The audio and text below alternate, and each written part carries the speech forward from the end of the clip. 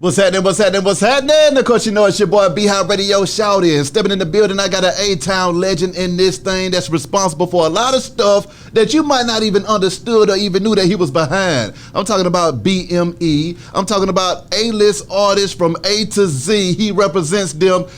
I slick want to call him the Atlanta Johnny Cochran in this thing. Woo. Vince Phillips, what's good with it, boss? Hey, what's going on, my brother? Man, feeling good, feeling great. Now, I mean, first of all, Vince. Okay. Can you tell me what was it that made you get into law? Into law? Mm-hmm. Okay, so I was going to Georgia State University, right, back in the day. And to be honest, near my senior year, my best friend got killed. Damn. Right, actually in my junior year. And initially it kind of just derailed my whole life. You know, everybody knew Julio. Julio was my boy. His brother Chico's still my boy to this day. You still see me running around with him. So when Julio got killed, I just kind of went into a criminal justice major, right? So I changed my major, criminal justice, and I'm doing that. And by the time I get through senior year, you know, I'm looking to the other people around me. I'm like, well, what you trying to do with this major? And they're like, I'm trying to be a DEA. Oh, wow. You know, what you trying to do? Man, I want to be an FBI. Oh. Said, well, you know what? I don't want to. You know, I don't want to be any of those things. Yeah. So, around that same time, the music was just starting to take off in Atlanta. So, you know, we were a street team back then. BME was really back then was Black Market Entertainment. Yeah. And we was just Black Market, and we used to pass out flyers and CDs for clubs and for labels, right? So myself, my partner Rob, you know, we were the main guys who did the marketing, working the records. And then our other partner, Cersei and Lil Jon, they would be the DJs, help make sure the records played. Yeah. So we were getting accounts with different labels to do street team and try to blow up songs in Atlanta.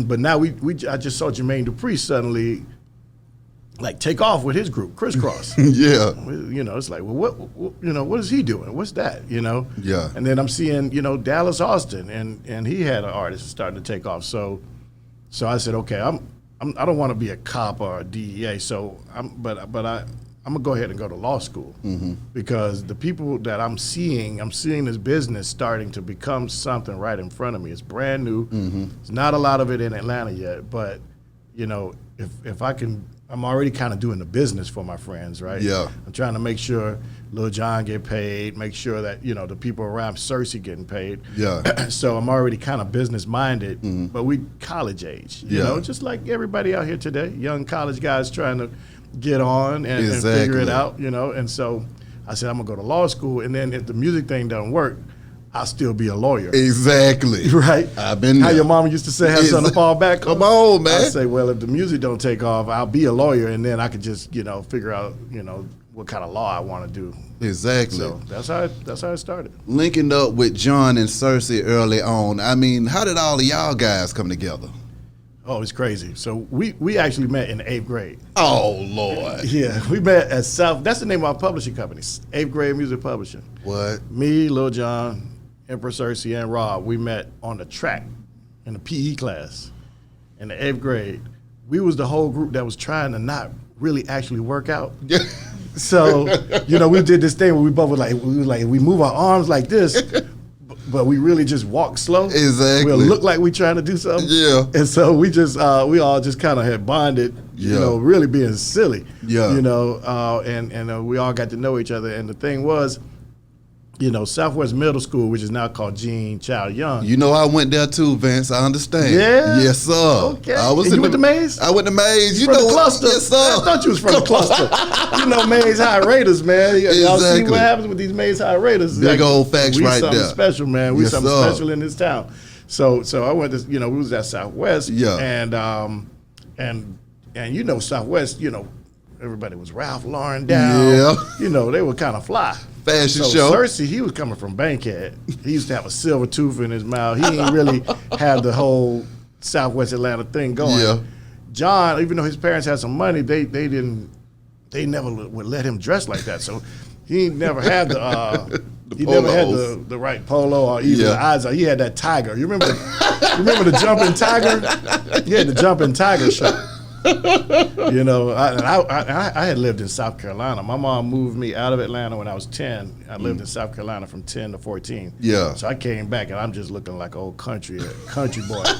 So we was also dudes that didn't quite fit, you know what I mean? But we all clicked up. Exactly. And we started throwing parties. Really, the first party we ever threw was in Lil Jon mama basement in the 8th grade. My God. In the 8th grade, yeah. So with y'all being able to grow up together and then form BME together, what was that like when you started to see that label start to take off, man? You know, it's funny. People used to be like, you know, how'd you feel when it took off? But, you know, it must be kind of like that thing they call a secret, because we already felt like we was big. Damn. You know what I mean? Yeah. Like, really, I didn't know the difference because it felt like we was already that. Yeah. You know? And you got to think, all right, so we threw our first party in the 8th grade. I mean, that one didn't do that great. But by the time we got to like 11th grade throwing these parties, they was the biggest parties in Atlanta. Like, they was the craziest high school parties, period. Yeah. To this day, anybody who watched this that lived in Atlanta back then would be like, I remember them parties on Flamingo Drive. You remember those parties on Flamingo Drive, right? And there would be so many cars and so many people, and it would be like, because we used to venture out by then, because we were skateboarders too. Okay. Right, we was into other cultures. We hung around college people. So in the 11th grade, we had a party where, you know, our hood friends came, our Mays High friends came, our Doug friends came, because John went to Doug. Okay. And then we also had college people. We had skateboarders, white kids. And so it was like a crazy mix going on. And so by the time it continued on through the years past that, past college, and we started to really put out music. Yeah. It all just felt like us still doing the same thing we ever did. It just was more and more people was paying attention to it. Exactly. You know what I'm saying? So you can't really tell. Now you going into law though, Vince. Yeah. How do you feel like that played a part in the success of everything that was going on? Because by you saying, you know what, I'm going to go and get this law degree and understand this paperwork and the business side of it. How do you think that played a role into BME? I mean, you know, BME was like a transformer machine. Like, you know, you had Lil Jon and Cersei DJing, you had Rob doing the management, me doing law, Cersei also working at the radio station, getting hurt, right? But for me, you know, but to have a lawyer in the crew, someone who can really do business is a great thing, because not only was I able to protect the company, protect the team, make sure the paperwork was right, but also as an attorney, I was working with other people. So, like, I was Young Jeezy's first attorney. I created CTE back then, right? That's cold-blooded, Vince. Right? You gonna drop that on me? Come on with real. it. So I mean, so now if you go back now and look at that first Young Jeezy Hard and Soft project, you'll see featuring Lil Jon, China White, Bo Hagen, and Bone Crusher. You wonder why? Because I was like, hey y'all, I got a client named Jeezy. And he, you know, he's spending some money over there, and you know, John, you need some beats. So, you know, and then the same thing happened when I had Youngbloods. I was representing Youngbloods. Yeah. Youngbloods, you know, they had Pretty Ken and the Attic Crew killing the production. Yeah. But then when they wanted to, like, you know, grab some of that crunk sound, I had John go over there. You know, John, I was the in between. You know, and then we even had a little baseball team back then called ABC, Attic Crew Black Market Collaboration. So we used to have, you know, we used to always hang with Attic Crew heavy, but being a lawyer was able to be a middle between our company and our celebrities and other celebrities. Seeing a young Jeezy helping him set up that label, what was that like? And what are these artists like when you catch them young? Because see, you go from young Jeezy, but now you're dealing with NBA Youngboy at the same time too. Right. So what is it like getting these young men organized? You know, it's crazy because, okay, so back then I was damn near the same age as my clients, right? You know what I mean? I was a little older, like I'm older than Youngbloods. Yeah. Older than Jeezy, but not a whole lot older. So like back then I could do contracts with them, do work with them, and then go grab a drink and hang out with them afterwards. Exactly. I don't so much do that now, and I don't even know if these young ones even know how cool I am. Exactly. You know what I'm saying? Yeah. But that's okay. Sooner or later, you just got to be the lawyer. Just be the lawyer, you know. But you know, but I try to be a person that brings an extra kind of guidance. You know. Because, you know, first of all, people come to the lawyer for guidance anyway. And to succeed does require your business to be right and your paperwork to be right, but it also requires you to be right. your work ethic to be right. Your personal business, not the business that we got done on the paperwork, but you as an artist. I'm looking at you got the Lil Baby plaque up there.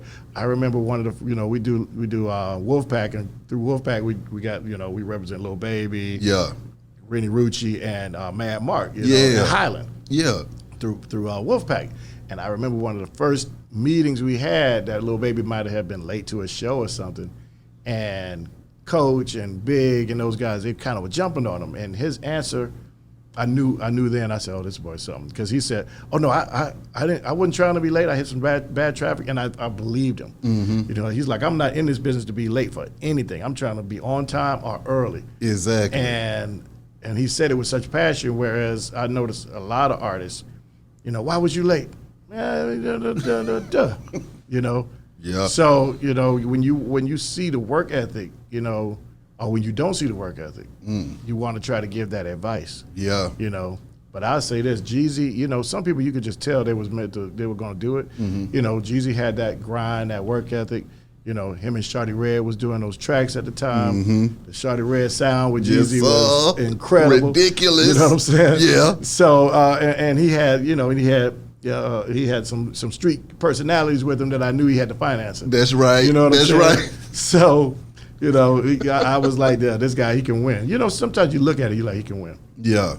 Fast forward all these years later, young boy, I saw how he grind, how much music he made, how much he jumps into getting his videos done.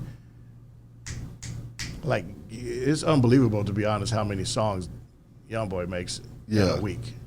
And usually he'll come out of that and make 2 or 3 videos immediately. So, he got, he does his things that causes him issues. Yeah. But at the same time, I gotta say, like, the work ethic side is hard to beat.